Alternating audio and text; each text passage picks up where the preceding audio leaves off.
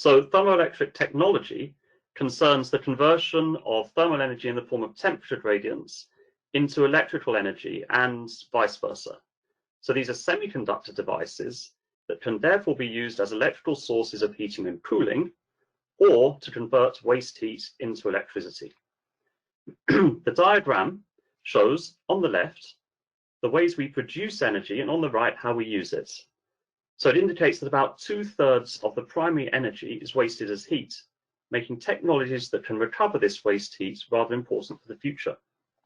Next slide. We should not look at thermoelectrics in isolation, of course, and there are possibilities to use other heat engines or to store the heat for use elsewhere.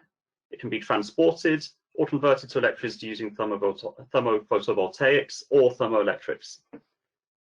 So some of the advantages of thermoelectrics lie in the lack of moving parts, their semiconductor devices, and high reliability. Thermoelectric generators made with different materials are available over a temperature range from over 1,000 degrees Kelvin down to room temperature, noting that near room temperature is where the largest amount of waste heat is generated. Next slide, please. The maximum heat to electricity conversion efficiency of a thermoelectric generator is determined by the figure of merit, ZT, of the material it is made of. We currently have materials with this figure of merit around about 1, putting us on the lowest efficiency curve on this figure on the right. With this performance, we can only expect to get energy conversion efficiencies of a few percent at moderate temperatures.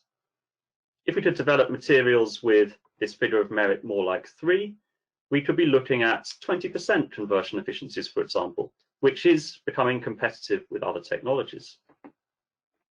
Nonetheless, there are already applications for thermoelectrics in so-called Peltier cooling devices, which are refrigerant-free and have no moving parts. There are also applications for recuperating industrial waste heat, and the concept has been explored in the automotive sector to improve fuel efficiency, again by a few percent. Next slide, please. The figure of merit, ZT, is a material property and has proven challenging to optimize, despite the fact that there is no real theoretical limits for ZT. So indeed, the diagram on the right shows that our best materials had this figure of merit round about 1 from about 1960 until the turn of the century. However, since then, there's been a rapid improvement as our understanding of thermoelectric materials has developed, and the highest recorded ZT values are now over 2.5. In addition, a number of other classes of thermoelectric materials are rapidly emerging, promising breakthroughs either in performance or processing or cost. Next slide, please. So this road mapping process, which has involved 3 companies and 10 academic institutions, has focused on a range of thermoelectric materials, from the most established, like the chalcogenides, to those with new and emerging physics. Next slide. We've focused primarily, but not entirely, on the materials challenges, since a step change in the figure of merit in the medium term would open up vast new applications for thermoelectrics. However, there are also many applications that can be accessed in the near term through development of thermoelectric generators incorporating materials of proven performance. Nonetheless, it's in materials with new physics that we can search for a step change in energy conversion efficiency, that is, aiming for these figure of merit values greater than about 3. We can also consider developing materials that avoid the use of rare elements, such as tellurium, that is currently widely used in thermoelectric devices. Next slide, please.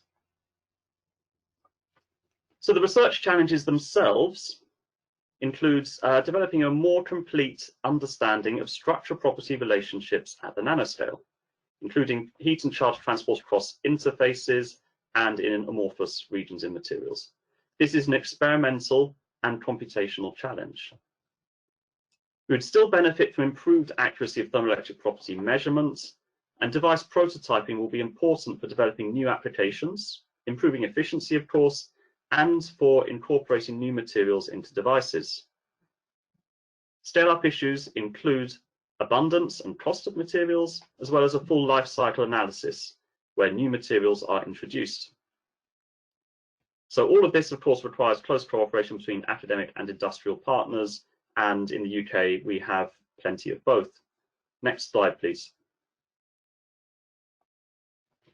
So the opportunity is to move thermoelectrics from a relatively niche technology to something that is broadly applicable and can deliver significant improvements in energy efficiency in key industrial, residential, and transportation sectors. A step change in ZT could deliver a huge market expansion in waste heat harvesting and heating and cooling technologies, which would create opportunities for existing UK companies working in this area, as well as end users. Thank you very much for your attention.